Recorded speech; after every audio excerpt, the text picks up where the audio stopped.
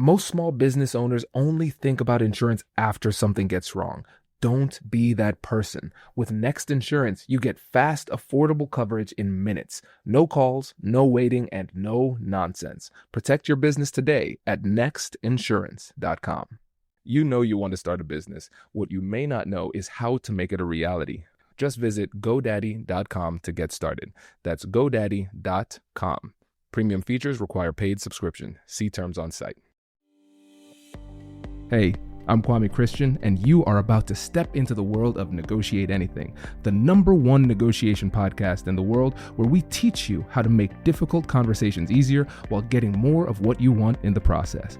Each episode is packed with practical tips and strategies from the experts. We delve into negotiation, conflict resolution, and leadership skills that are crucial in both business and in life.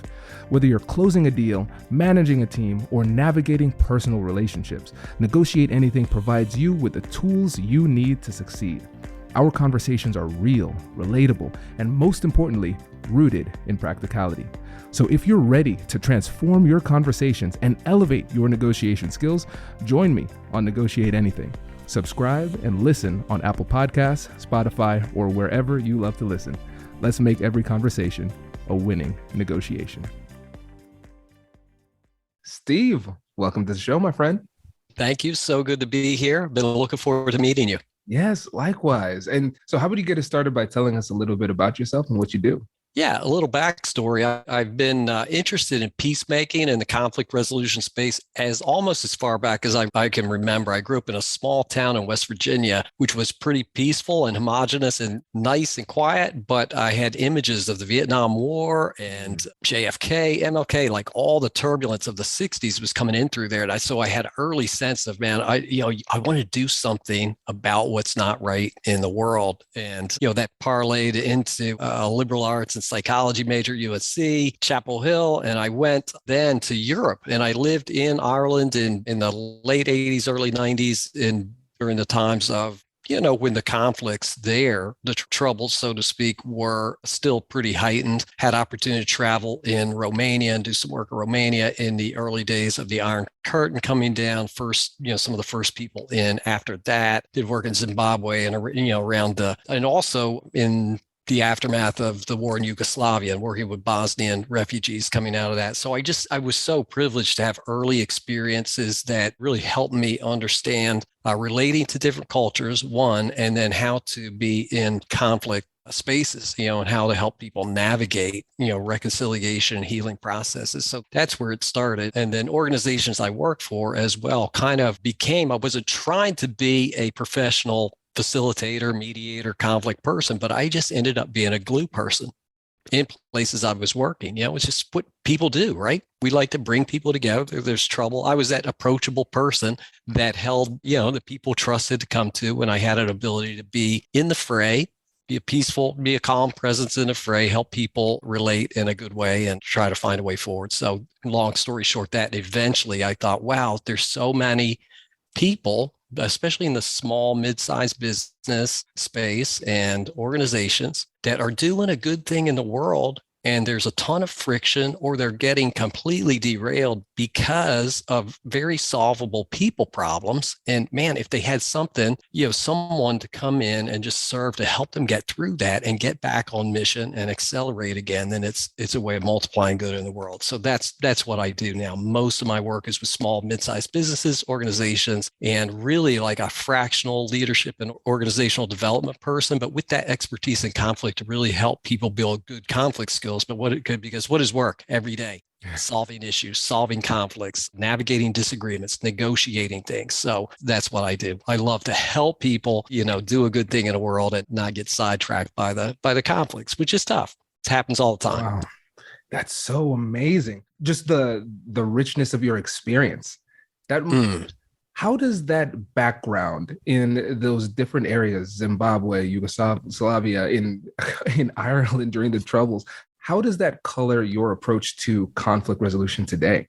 Probably the biggest thing, one of the earliest things. So Ireland was the first place I went, and fortunately received some training before I went. And there's just a line that I learned, and one of my mentors said, "Look, go in as a learner."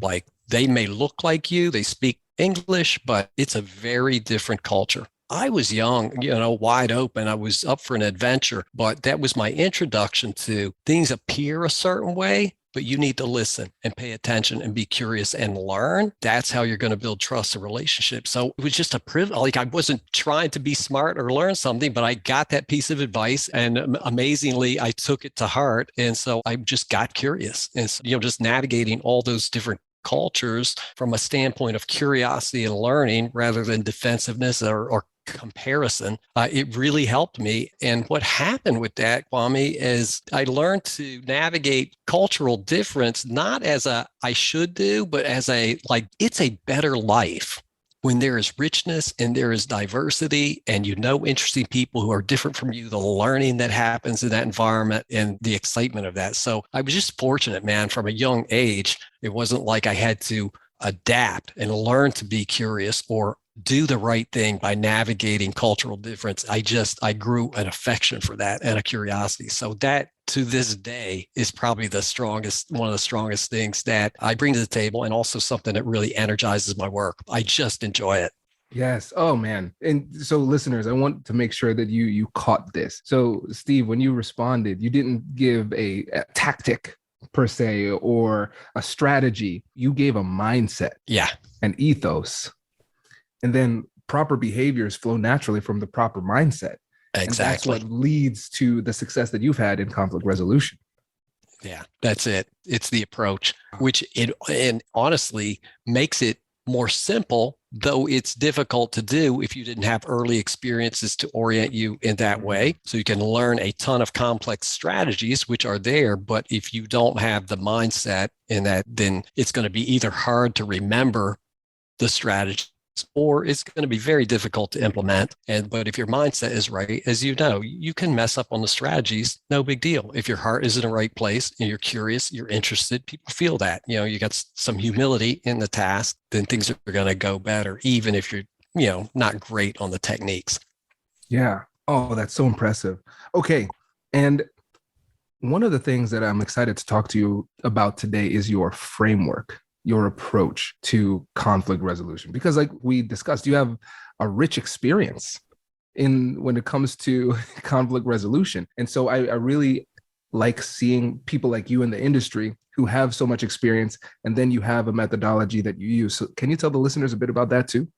Yeah. So I just call it good conflict, and kind of just simple name, because what I've found in my experience, and I don't know if part of that is regional in the context that I've been in, but I just encountered a lot of like dealing with conflict, the mindset of dealing with conflict. Well, that's unfortunately a necessary evil that we have to do from time to time, but the ideal state would be peace. And I'm like, yes, I agree. The ideal state would be peace, but that's not available to us. So every day in an interdependent world, okay, with imperfect people who have a lot of different ideas about how to go about things and who let each other down, conflict is going to be a part of life every day. So it's just a matter of, will you avoid it? Will you deal with it in an unconstructive way? Or will you find a way to have good conflict on a regular basis and build skill in that? And so that's the idea of the framework, is like, let's learn how to have good conflict and build some confidence in a way to approach. I really like that, because essentially with the way that you're framing it, you're signaling very hard that, hey, conflict is not a bad thing. I really like that. And it's so funny because a lot of times I feel like I can overthink the approach when I'm thinking about how do I convey the fact that conflict is a positive thing. It's an opportunity. So I love that naming convention. And just a little aside, naming things is really hard. Yes. I'm kind of jealous that you came up with something so powerful and so simple, because it's perfect. I love that. Yeah. Sometimes the most simple thing. How many iterations did I go through, Kwame, to get to that? Well, let's call it good conflict. I want people to have good conflict. Years I'm thinking, I wish people could have good conflict. Let's just call it good conflict. Let's do that. Brilliant. I love it. Okay. And so we have different elements of good conflict. We have preparation, pathways, and progress. Love the alliteration too there. That's good. So when we're talking about preparation, let's just start there. What does that look like? Starting with the preparation, I look at two things primarily. And one is desires. I call it conscious desires. And the other is flexible stories. Okay, so we'll start with conscious desires. So my assumption, presupposition is at the root of any conflict, there's a desire. Someone wants something that they didn't get, or they want something they're afraid they're not going to get, or there's a competition over who's, so there's desire, we're desire-driven people is my assumption, kind of worldview there. And so that's getting, if you're going to diagnose any conflict, you got to get down to what does everyone want? And as you know, especially in the midst of conflict, there's a lot of different desires going on. It's not like we just want one thing typically. Okay. And so if I could refer, say a case years ago, which I won't use the names, but I have permission to share, is a mom and dad and a daughter and son-in-law. Son-in-law comes to mom and dad and says, look, we need some distance. We got some stress in the family. We need some distance. Well, that distance turned into 8 years of not communicating. Whoa. After 8 years, they're encouraged to find some help, and they end up with me. Long story short, in talking with the dad to illustrate the point, he wants a lot of things. And he's like, what happened? He wants to understand. He wants payback. He felt it was unfair. He just kind of feels victimized. He just didn't understand what happened. And he wants to be with his daughter and son-in-law again, wants to see his grandchildren. So he wants restoration or reconciliation. So I had, in talking with him, like, well, what do you want most? What's the lead thing? And I want to be restored. If this could possibly be repaired, it would be the greatest thing. Okay, what's going to be at cross purposes with that? Well, I'm angry as well. And if I slip into retaliation or payback or demand an explanation, that's going to be at cross purposes with the work. I'm like, you're exactly right. So helping people to be conscious of all the desires that are at play and help them be aware of the choice of which one they're going to highlight and which one they're going to lean into in the moment of conversation, and to be, for me as a coach and facilitator, to be conscious of like what could happen that might trigger that desire that's at cross purposes of what you really want to do. Just getting people very aware of all the complexity of desires that are in play and help them show up in their best desire, in their best self, so to speak, and help them really do the thing that in their ideal state they would really love to do in this moment. So one of the things that I want to do with this, because when we're thinking about preparation, there's so many different ways to prepare. Yeah. And so I know that when people were hearing, prepare. It's like, I've heard this hundreds of times on Negotiate Anything. I've never heard it like that before, though. And I think that's one of the things that's really interesting because everybody has a different methodology. And I love the fact that you talk about cross purposes, because I think when you're having a difficult conversation, let's just say individual to individual, there are things that we want, and we don't even think about how some of the emotional needs we might have or emotional desires we might have could run counter to the substantive needs that we want. And then we go in just trying to accomplish both at the same time, and we're doomed for failure because there's a lack of focus. Exactly. And to be charitable, usually those things that are cross purposes, they have a reason why they're there. Maybe it's a self-protective thing, or it's a natural response to harm experienced in the past, or whatever. Maybe usually there's a good reason why that's in place, and it requires some courage and self-discipline to not be driven by that, but really to stay in the intention that is of the highest order in that particular conversation or event. Hello, my friends. Before we get back to today's episode, I want to ask you a question. Have you ever wondered how to elevate your team's negotiation game and how you can help the folks on your team have better, difficult conversations? At the American Negotiation Institute, we offer transformative keynotes and workshops tailored to empower professionals with top-tier negotiation and conflict resolution skills. Whether it's a keynote for your next event or hands-on training for your team, we've got you covered. Don't just negotiate. Master the art with the American Negotiation Institute. Click the link in the description to find out more. Elevate, negotiate, and succeed. You know you want to start a business. What you may not know is how to make it a reality. GoDaddy Arrow's got you. It uses AI to help you find the domain name that's right for you. Next, answer a few prompts, and with a couple of clicks, Arrow will design a professional-looking website or storefront in minutes. Arrow can even help you to stay engaged with your customers. Just attach a professional email that matches your domain. With GoDaddy Arrow, you can build a business without having to know a thing about this stuff. Just visit GoDaddy.com to get started. That's GoDaddy.com. Premium features require paid subscription. See terms on site. Most small business owners don't want to think about what happens when something goes wrong. A client slips or a shipment disappears, and you can lose thousands overnight. That's why I like Next Insurance. They make business insurance as easy as ordering lunch online. Answer a few quick questions, Next figures out what you need, and just like that, you're covered.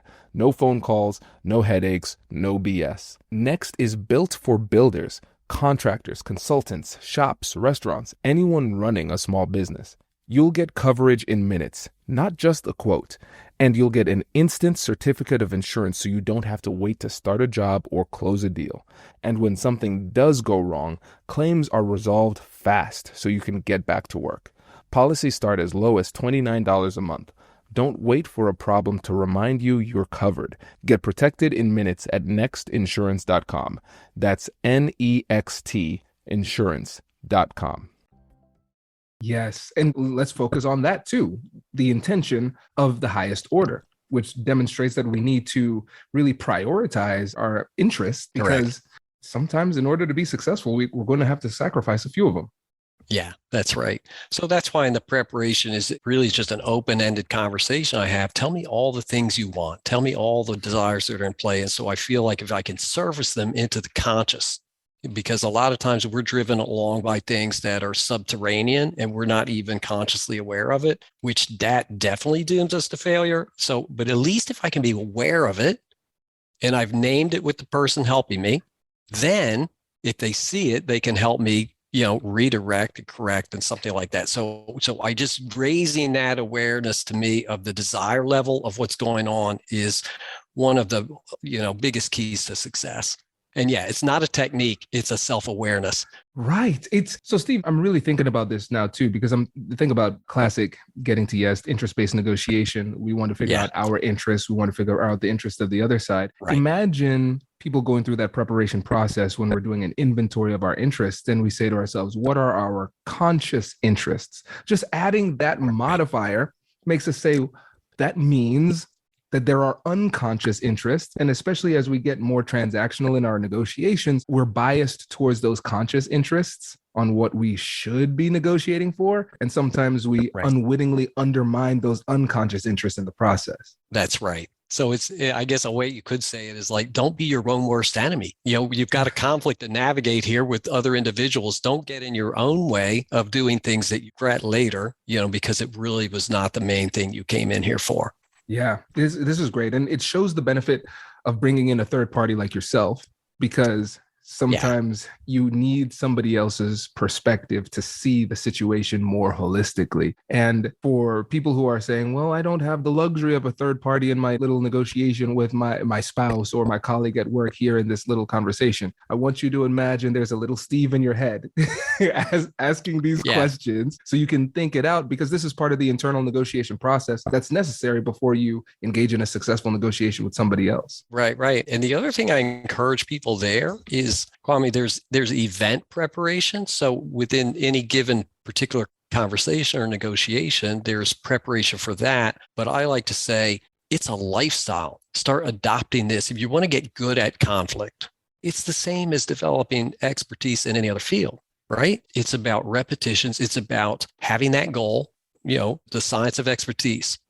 Anders Ericsson, all that work, like out of the performing arts. My son's a classical guitar major and performer. You need an uncomfortable goal that you're heading towards. You need good teaching, good information, instruction, how to get there. You need lots of consistent action, repetition. You need quality feedback, and you need to sustain the motivation, because you're going to have setbacks and bad days and events don't go well. So I'm like, there's event preparation, which is going to be enhanced if you're developing a lifestyle, more mindfulness of the desires that are at play at any day in your life. And so that's why I say, it's like basketball or sports analogies. There's fundamental things that you do. You got a big game coming up. Well, if you haven't practiced in 3 months, then you're probably gonna be difficult to really execute well in this moment. But if you have a daily habit, because pretty sure most days of the week, you're going to be able to navigate some small thing. If you can do it in practice, so to speak, or lower stakes situations, build that mindfulness in that practice, then you are in a lot better position to execute in those crucial moments where there's a lot more at stake.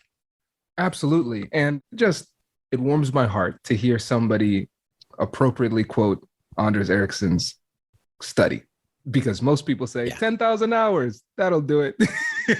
Yeah. But I'm glad that you outlined those points, because if you don't, then you hit that, what he calls the okay plateau.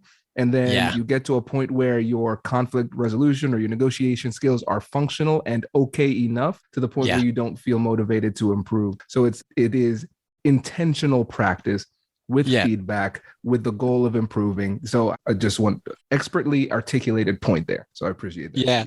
Well, and I always have an example ready at hand, because I mentioned my son. He's a fantastic guitarist, unbelievable. I play guitar, Kwame, and I used to tell people I play guitar. I know at least 5-6 chords. I can play basic pop songs and folk songs. I did that. And he grew up with that. And I've probably played more hours in my lifetime than he has, but those hours stayed at a very particular level. And so that's what I am. He is accelerated because he did that in a way that actually develops expertise. And it's the same thing with conflict skills. You just have to do it. And it's uncomfortable. It's awkward at first. Do the repetitions, get the good feedback, and you can get better. People say, Steve, you're such a great peacemaker. You're gifted in that way. And I'm like, I just worked at it. Anyone can develop these skills. I do it vocationally. That's unusual, but I think human beings have the capacity with the right inputs and discipline and practice. Anyone can become good at this. Agreed. And I think too, there's a mindset as well, because yes, you do it vocationally because you are a professional peacemaker, but really when it comes down to it, in whatever role we fit in society, we're professional peacemakers. We're just not good at it if we don't take the time to practice, because we're negotiating and resolving conflicts all the time. But if we don't see it as part of what we like our vocation, then we're not going to really take it with that level of gravity. Exactly. Yeah. And I mentioned the second piece of the prep then is mindfulness around the stories. So we live our lives as stories. Events happen, but they land with different people in different ways. We have a different way, different meanings that we assign to things that have happened. And everyone you're working with in preparation for a conversation, in addition to the desires, I'm like, tell me your story of what's going on. Tell me all that, how do you interpret all this? Tell me what it means to you. How did it hit you? You're exploring the different narratives that are in play. And then if you can say, well, of all the things you're telling me, what are you most certain? And where could you put some question marks? Where are there some assumptions in play? What are you most sure of? And where could you be curious? Back to like curiosity is going to help you a lot in this situation. And the thing I remind people, when you're in the realm of observable things that happen or things that are documented, then there's a level of certainty that's accessible. The closer you get into judging motivations and the intentions of someone's heart and what's in their head, then definitely there should be question marks. That's where you can explore, because it feels like they intended to hurt you. Well, maybe not. Let's explore that. You don't have to reject that story in order to enter the conversation. But if you could put a question mark there and we could explore that, you might get some new data that would help you adjust that in a way that would really ease tensions. So awareness, mindfulness of the story, and where can we put some question marks so that we can have some dialogue and actually some back and forth to really explore ways that if the narrative shifts, then the relationship shifts and new possibilities open up. Bingo. Yeah. When you change your story, you change your life. When you change the story, it changes your conflicts too. And I really think it's important, especially for us who are in business negotiations too, who we have to manage conflict during the negotiation process. And we usually think about it in terms of what happened. What are the facts of the case? As a lawyer, we always talk about the facts of the case. And it's really important to recognize that you said the stories, because everybody has a story. And as much conviction as you have in the certainty of your story, the other person has the same level of conviction in theirs. And I think for me, when I was mediating, that was one of the most fascinating revelations, because I go and I talk to one side. I was like, well, man, this is an open and shut case. This person's an angel. The other person is clearly a demon. I better watch my back when I go talk to them. And then I was like, wait a second, they both seem like angels. What's happening here? Yeah. And it happens all the time. It's not about expertise. Like this happened just yesterday with me working with a client. I was working with the head of a management team, and we had both been in a meeting with a couple of the owners, and we walked away from the meeting. We debriefed the next day, And he was like, what'd you think of the meeting? I was like, not awesome, but this and this were good. Like, it's okay, considering. And he thought it was terrible. He just thought it was he was so disappointed in the meeting. So we had very different experiences of the exact same event, same conversation. But he and I, because we understand good conflict and how to negotiate that. It wasn't an argument over who was right. Was the meeting good or bad? It was like, wow, this is interesting. Like, we experience this very differently. Let's explore that. And we spent an hour unpacking why it landed in different ways with each of us. And we got a lot of insights out of that. And that's, this happens there's opportunity for this all the time if you're aware and you're looking for it. And the learning that can happen when you approach it that way is just amazing. This is really important. It goes back to what we were talking about with mindset too, because you had a situation there where somebody had a different perspective and you responded with, this is interesting. That triggered curiosity. And then you learned about their perspective. The other approach would be a right versus wrong binary approach. That is the wrong perspective. And that leads to defensiveness and bad conflict. Yeah, exactly. And I got to give a lot of credit, David Anderson Hooker at Kroc Institute for Peace, Notre Dame, but he did 2 summers in a row. He did workshops at Duke. There was a summer institute for reconciliation, which I attended 2 years in a row. And I did his workshop on narrative mediation the first year. And it was so good, so powerful for me and transformative really in my work. This whole business of narratives, I really underappreciated up until then. And so I came back the second year, did the whole thing. So I really give a lot of credit to him of introducing me to the power of narrative in conflict. And one of the quotes I remember is, there are many legitimate ways to describe the meaning of a complex thing.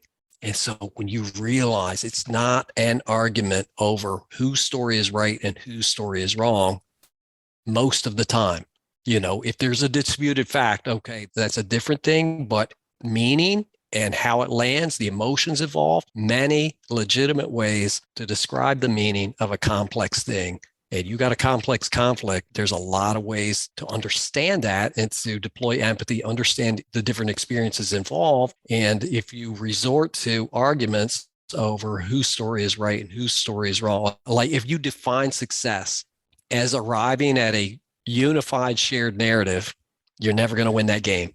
And so you have to expand your range of meanings that are accessible to you. And within those range of meanings, how can we find solutions and a way forward, given that there's not a world in which we will ever acknowledge we experience this thing in the same way, and there's an absolute right or wrong to that. Brilliant. That is absolutely brilliant. And I think that's a great opportunity for us to segue to pathways as well. So when we move into phase 2, what does that look like?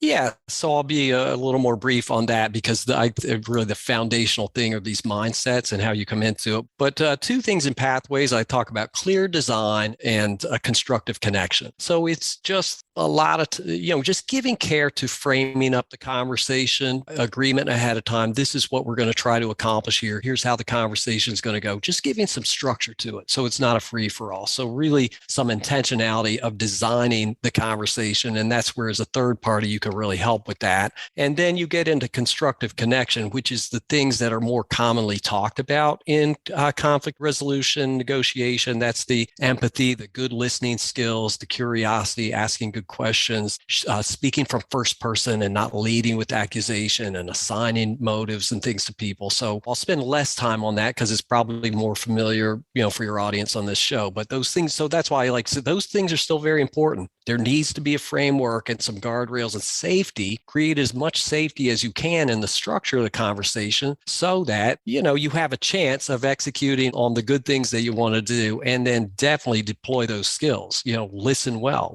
don't be framing your answer before you understand where the other person's coming from. Really, helping people understand empathy does not mean agreement. You can be empathetic and understand where someone is coming from without implying that you agree with their point of view or share that at all. We don't appreciate the differentiation of that a lot of times. So that's those basic skills which are talked about a lot on your show and you're very familiar with. But those things are still important. So I don't want to disregard that. But that's part of the pathway. That's the structure of how you get it done and the skills that you deploy in the moment to have a good conversation. So that's why I say it's a pathway. It doesn't happen by magic. There's a structure and there are things you can do to make that go better than if you just dive in and hope for the best. Well, I think that's why it's so important to go through it in this way, because it's important to talk about the fact that empathy and curiosity and that constructive connection will happen. But a lot of times people might just listen to the podcast and they're like, okay, cool, I've got this bag of tricks here and I'm going to just jump into the middle of the conflict and hope a little bit of empathy is going to get me across the finish line. And this helps us to see just how much intentionality goes into creating the environment where we can have constructive connection. This is great. And when you're talking about clear design, let's make this really practical for the everyday negotiator and who's having difficult conversations with family, friends, colleagues, or business negotiations. I remember when I was mediating, people look at you kind of like as the authority to a certain extent.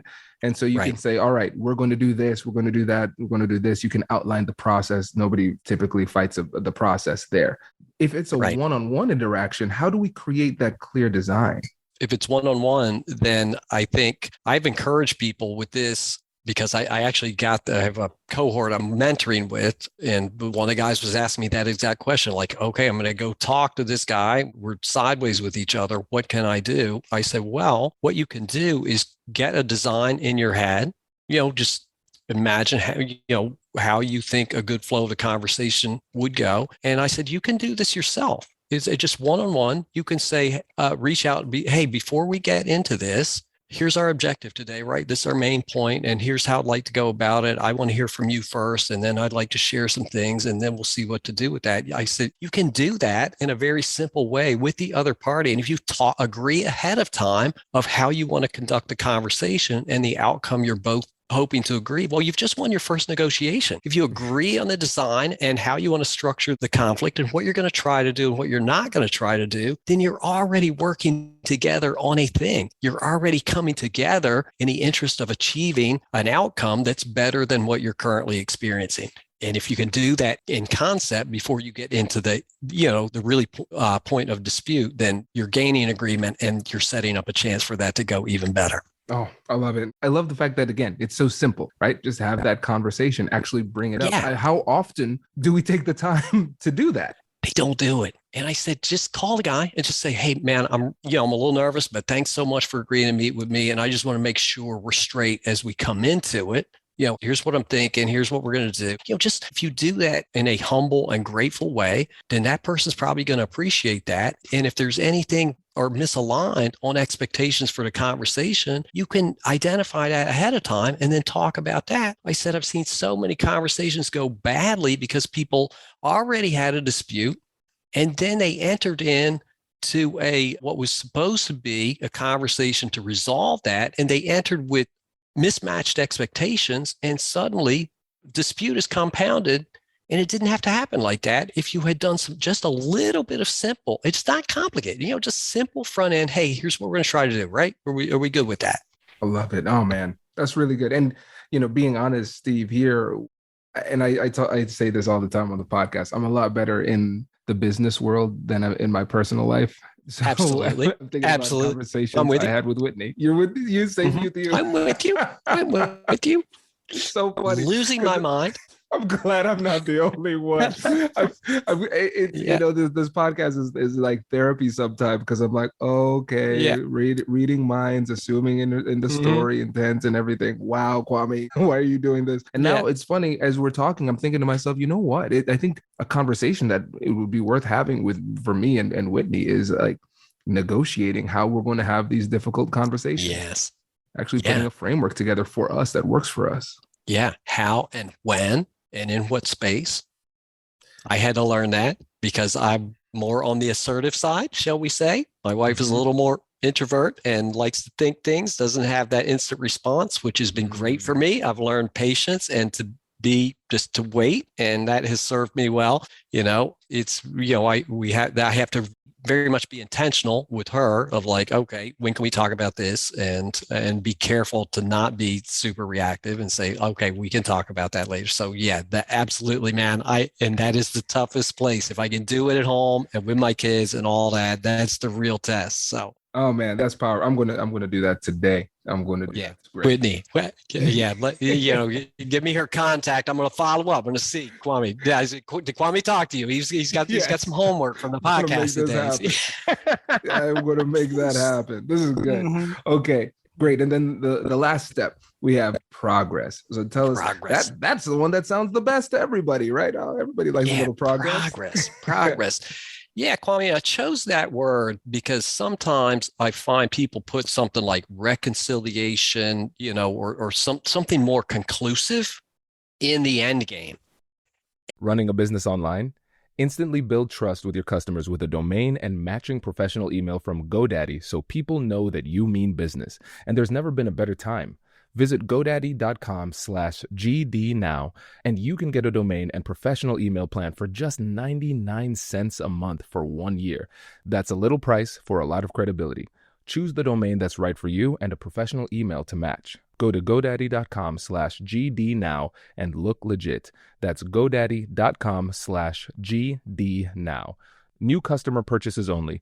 Products auto-renew separately. See terms on site. And I think that also sets people up at times for some unrealistic expectations and some disappointment that doesn't need to be there. So a lot of times I'm like, people are thinking about, I'm going to go talk about this thing.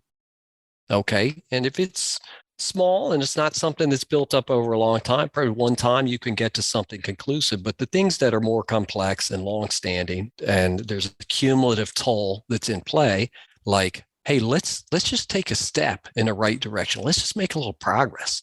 And don't conceive of it as one event or one conversation, but it could be a series. And if you can, the trajectory of this thing is in a way that's eroding relationship and breaking trust, if you can just have a positive conversation that is respectful and you can start to turn the thing around, then you have an opportunity to build on that and maybe build some momentum. So don't put all the pressure on one conversation. Conceive of it as what would be progress? What would be a step back in a positive direction? Like you got a family business, okay? And there's been a lot of tensions over the course of a year. And now suddenly they're really at an impasse and it's negatively impacting the family and the relationships and the business. And they're like, what are we going to do? That you're not going to unwind in one conversation or two or three. That's going to involve family dynamics, business agreements, how things work. That's a complex thing. So like, let's stop the erosion and let's turn it back in the right way. So I look at like, what are the things that are necessary to, in a small thing, can resolve it, but really let's just think of it as progress. How can we head in a more positive direction? Because if trust has been broken, you can have a good conversation, but trust only gets restored with certain behaviors repeated over time to rebuild confidence that I can rely on this relationship. You're not going to solve that in one conversation, no matter how great and forgiving it may be. Trust restoration takes time and repetition, and it's built on behaviors.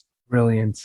You're so right, because if we think about this in a binary sense, success and failure, win, lose, those type of things, then we have a very narrow path to victory that in many cases is completely unattainable. And so we might have a conversation that's going well and we are making progress, but we feel like we're losing, and that changes the energy in the room, and that affects the quality of the conversation.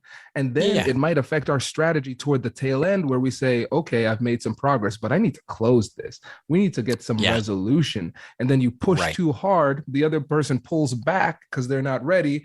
And then we negate the progress that we did create over the course of the conversation.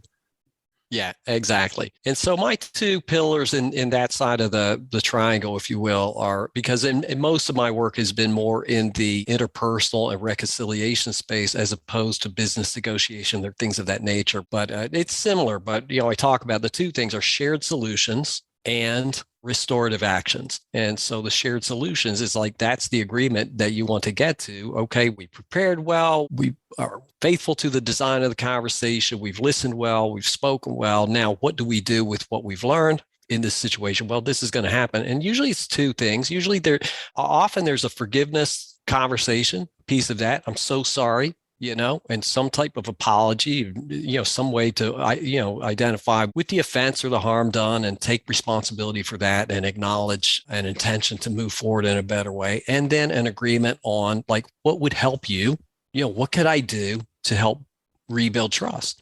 So like, what are the behaviors that could change that could demonstrate good faith on the apology that I just gave, the ask for forgiveness that I just expressed. And if you can get, it may be a small thing. Can I text you? Do I have permission to reach out and we normalize some contact again? It could be that. It could be a very small step. So that gets into restorative actions. What are the most helpful first steps that you can take to rebuild trust that has been broken or shattered at times in a particularly bad conflict? So, so there's the emotional and kind of relational piece. And then they're like, what, if anything, can we do to begin to rebuild? So I look at both of those. And then the restorative actions is like, what's the accountability and the capacity to execute that consistently over time? And here's the last thing I will share. And what is your plan for failure? Because if we're talking about substantial behavior change, it's not going to go perfectly. You're going to regress. You're going to have your bad moments. And I saw this so many times, Kwame, like, it starts off well, and then the same mistake gets repeated. By the way, this will apply to marriage as well. Let me tell you where I learned this one. I repeat the same mistake again. And next of all, Nana's saying to me, like, you never change. See, I told you, you're doing it again. Like, and there's a very human tendency to then disregard all the good work that you've done because you made the same mistake again. So I like to just set people up at the beginning and say, look, change is not a linear process. There's ups and downs and, steps back and steps forward, but over time, hopefully you're making progress. So make an agreement. If and when we fail, here's how we will correct way more quickly than we did in the past so that we don't get derailed. It's going to happen. You're going to feel some of the same emotions, but make a plan for recovery that's not going to leave you stuck for 6 months. It'll maybe leave you stuck for 6 hours or a day and a half. And it's not going to wreck the next, wreck your whole summer because you're able to, correct and get back on track. I love this. Steve, this is so good. I promise you, I will do my homework, and I'm excited to see where this goes. Before you go, I want to make sure that you shout out your company and the work you do, and let people know how they can get in touch with you and work with you. How you can contact me is at my website at cstevebeck.com. C as in Charles, STEVEBECK.com. And there's some blog posts and things you can learn more about me and a way to contact me through that. Awesome. Steve, really appreciate it. Thanks for joining us. All right, Kwame. It's a pleasure. Thanks, man. Congratulations! You've just joined an elite club. By listening to a full episode, you're now officially on the Negotiate Anything team. So welcome aboard. What most team members do is they subscribe to the podcast because that allows them to automatically get the latest episodes of the show. The best things in life lie on the other side of difficult conversations. Keep learning, keep practicing, and keep getting better. Your relationships will improve, your career will soar, and you'll have the confidence you need to get the most out of these crucial conversations. Again, thank you for joining the team. We're excited to have you, and I will see you in the next episode. I'll catch you later.